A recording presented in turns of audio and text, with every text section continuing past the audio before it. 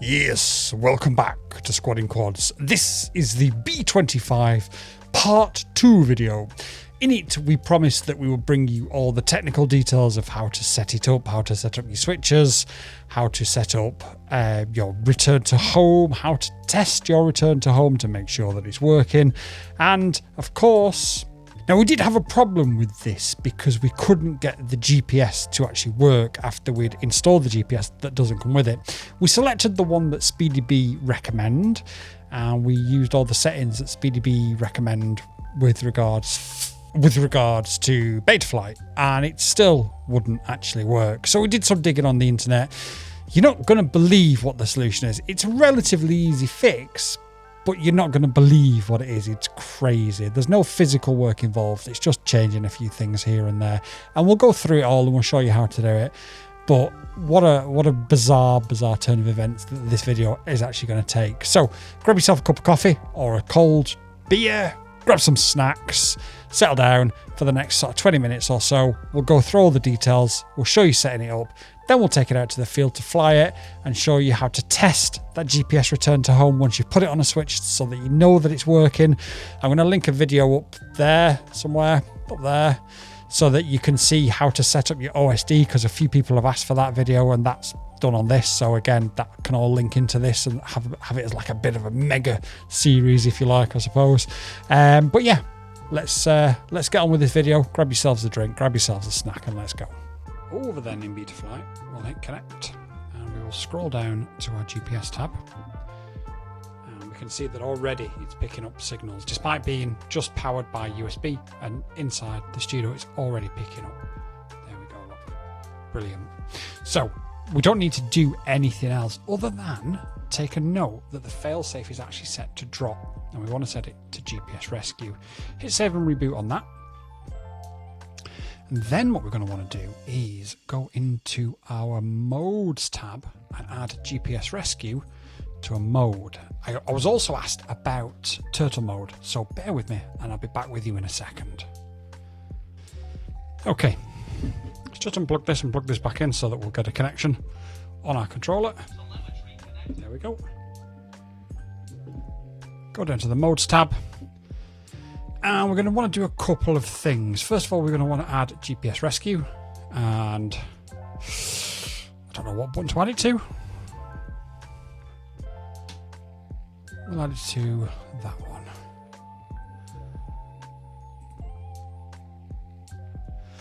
So we've got angle mode set to there. And we'll set GPS rescue to there. Hit save. So we're going to angle mode first, and then in a panic or an emergency, we can continue to push down to go into GPS rescue. Now, I was also asked about turtle mode and how to set that up. And again, like anything else, it's easy if you know how, but if you don't know how, it's not going to be easy, is it? So flip over after crash. That is the turtle mode one. Add range. We'll stick it to this switch here. We'll hit save, and then we'll just have a look at what else we've got on aux 4. So we've got our LEDs. So if we have turtle mode in the middle of the switch there. Okay, and then we'll do a demonstration of how to use it in case you guys need that, and we'll add that to one of our Squadding Quads quickies. But that is the remote setup for GPS rescue. You've also got it set up for your failsafe as well. Again, just make sure down here that if you're going to select allow arming with no fix, which I am going to do, that when you take off you've got more than 8 satellites, because if you don't and you hit GPS rescue or you lose signal, it will just drop. Please don't forget that. The other thing that we're going to need to do now is just weigh this quad, because in my Discord, there's been quite a few debates. Let me just turn this off because all you can hear is a fan of this. There's been quite a few debates as to exactly what this weighs, because other people's builds have weighed this much and people's builds have weighed that much, and it's fluctuated quite a lot. So let me finish this and we'll switch back over to the camera and we will take a look now at exactly what it weighs with different batteries, different options. SpeedyBee insists it's sub 249 grams. I thought it was, but then other people have suggested otherwise. So let's find out.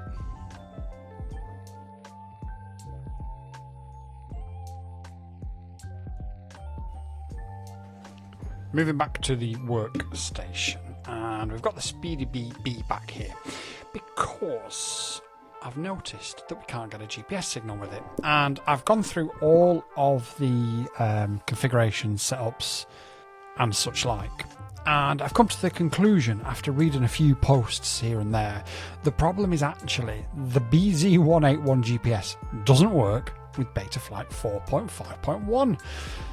Yeah. So first of all, we're going to go into presets and we're going to hit save backup. Save that to the desktop, and we know that it's SpeedyBee, so we can change this if we want to. That naming system may not make sense to other people, but it makes sense to me. So the first thing we need to do is to open up the SpeedyBee app, and then we're going to need to go across to firmware flasher. Next up, you're going to click download firmware online, and then you're going to choose a firmware, so Betaflight, etc. And it's going to ask you now for the flight controller that you're using. Well, we're using the SpeedyBee F405 AIO, and we need 4.5.0. Your radio protocol, if you're using Crossfire or ELRS, is going to be CRSFS. And if you're using the DJI protocol, you need to select S-Bus. Then you click on enter firmware flashing mode, and then you click on start flashing, and it will literally do everything for you. The one thing that you need to do, obviously, is back up your presets, and then you need to apply those presets afterwards. The video of how to save your presets was before this, and then the video is going to be after it on how to reapply those presets so that basically it's running exactly how it was before. You can connect to it, you've got no problems, and away you go without any messing or any additional steps whatsoever. The rest of this now is literally just saying firmware flashing, so I'll speed it up just to show you that that's what it is, but ultimately there is no more sort of anything you need to do. Once it's done, just reset the drone, reset everything, and away you go. Right, let's flick back to Betaflight on the PC. The reason I've done this, by the way, is I was having a particular issue with my USB drivers. I've got a real problem with the PC in the studio, as you know, but also some of you guys may also have an issue with your USB drivers. I do know that this comes up quite a lot. So if you've got one of these SpeedyBee drones, you can actually bypass all that headache and just use the Android or iOS app to do this wirelessly, literally without any problems whatsoever. And as an additional bonus tip for you, I didn't plug a LiPo in when I was doing this. All you need to do is plug in a USB, and that will power the flight controller. Obviously, don't connect to Betaflight on the PC or whatever. Just plug in the USB and leave it, and then open up your app, and away you go. Right, let's go and have a look.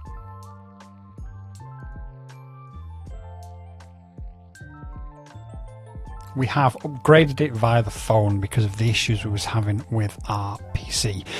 This is pretty much unique to this particular PC. There is a real problem with it, but if you're having a similar problem, the way to get around it is to use your phone to update it. Now if we look up here, we should be on 4.5.2.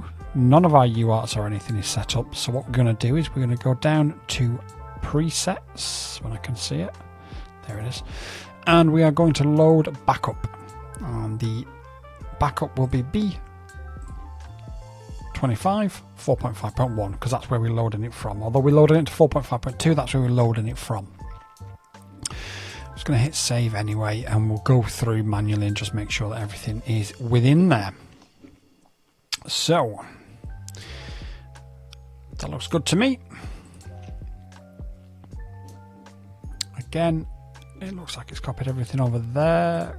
Check on failsafe, yep.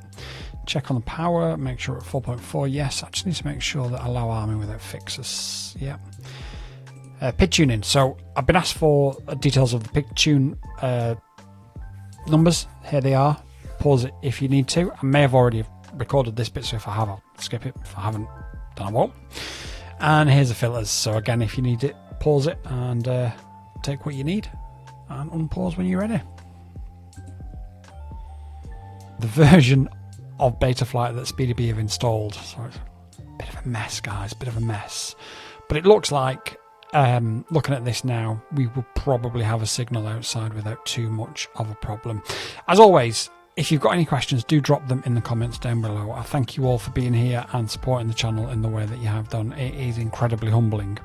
Moving on to my favourite subject now, the community spotlight. And first up, we've got Club Alexandro saying, I wish you had 500,000 subscribers. To which I replied, million. And he said, you wish you had 1 million subscribers? I said, no, 500 million. Thanks, Alexandro. Take care.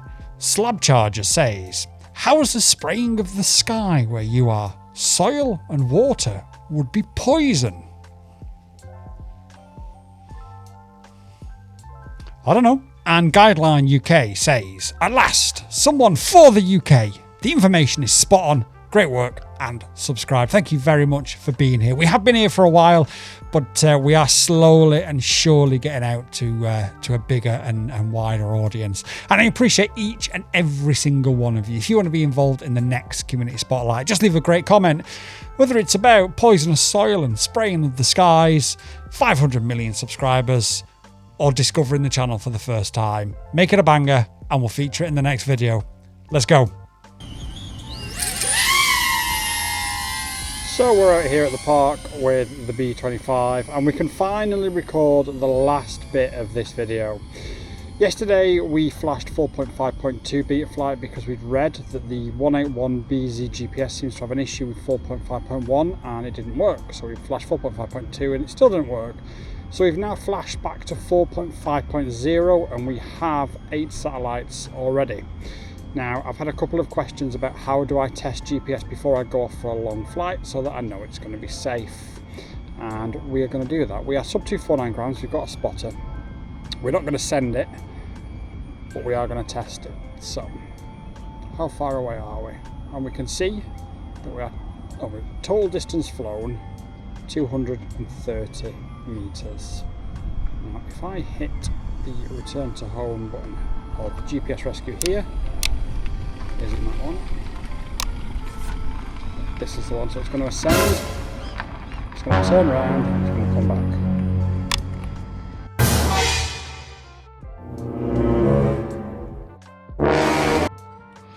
Well, we are back at the field now with the B25. So we was flying down at the park and the police turned up. We've got an operator ID. I've got a spotter, as you probably heard in the video, and the spotter's here with me now.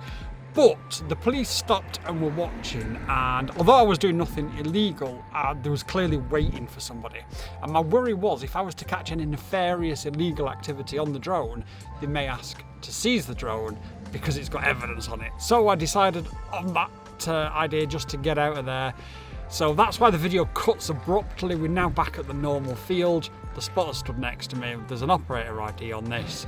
What we're going to do now is we're going to give you a proper demonstration of how to test your GPS return to home and show you now that we finally got it working and the reasons why you may have heard initially in that video, but we'll discuss it in a bit more detail now. Let's go.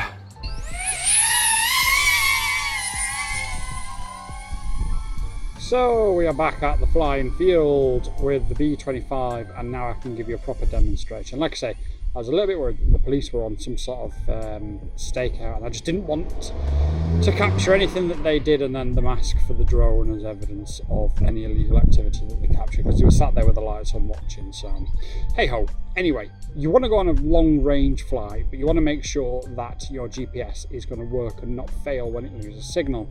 So there is a way to test that, and that is to put GPS rescue onto a switch. Now I put it onto this switch, and by pressing this will now show me whether it's going to work or not. So it goes up, it goes around. As you can see, I'm not touching them, and the drone is now flying back to me. You need to ensure that you've got a minimum of 8 satellites before you do this. The more the better. It'll be a lot more accurate. Ideally what you want to do, once you've triggered return to home for whatever reason, so you may be flying along, maybe you're in the desert and you lose signal and all of a sudden it does it itself, and then in a little while you'll see that actually the signals come back, you've heard telemetry recovered and you can see in your goggles that yes, I can see now, look, the signal has come back. My advice to you would be to take it out of GPS and to return manually. But be aware that if you've lost signal, you've lost signal for a reason. So just bear that in mind. Now, a few things we can do here is, obviously we can see how far away we are, the total distance flown. but we can also see the top speed. Now, we have got a heavier battery on, but we can go up and over. Some lunatics, I'll see you later. And we can certainly give it a go from here.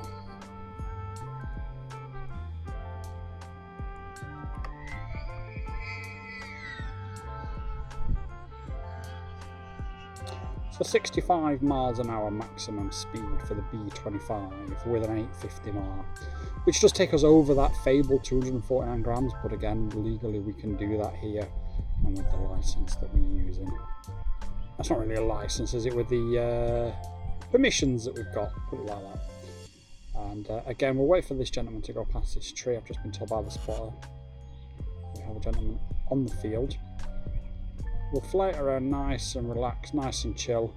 And you can see on your OSD now at the top, I'm going to disguise some of these numbers for privacy reasons, but you can see your latitude and your longitude. Why would you want to have your latitude and your longitude on your OSD? Well, that is, if you lost signal right now, your drone went dark and it crashed, you wouldn't know where to go. If you then played back your DVR in your goggles, you could look at what those two numbers were just before it went dark, just before you lost all control and all signal. And you can put those numbers into Google Maps, and it will show you exactly where the last known coordinates of the drone is. Now, it's not necessarily going to show you exactly where the drone was, because if you was flying forward at 100 miles an hour and you lost signal, it's going to have continued for a little while.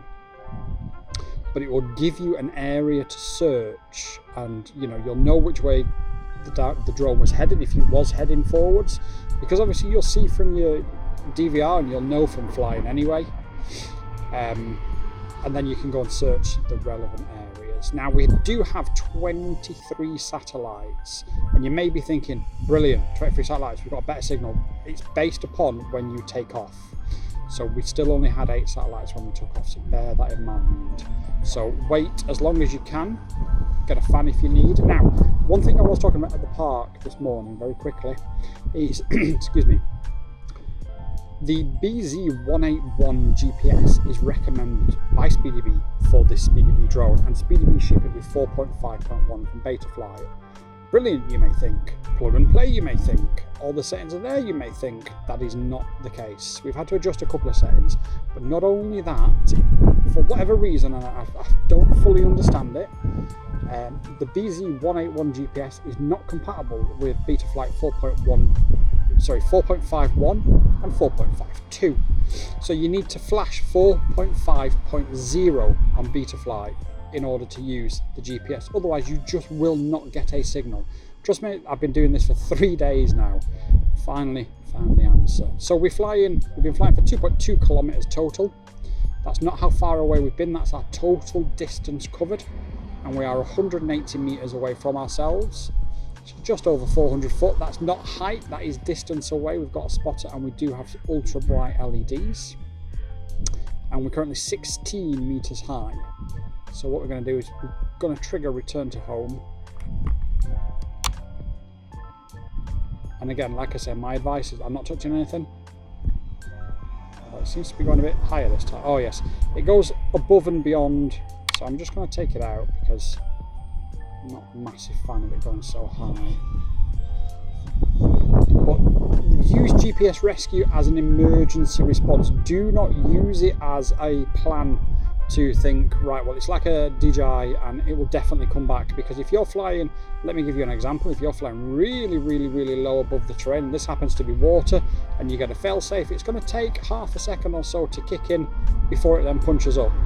That half a second may have put you in the water, so do bear that in mind. Right, I must land because I'm on 3.4 volts and the battery is crying. But let's finesse the tree before we do, because YOLO. And cut a little bit of grass. Right, let's head back to the studio.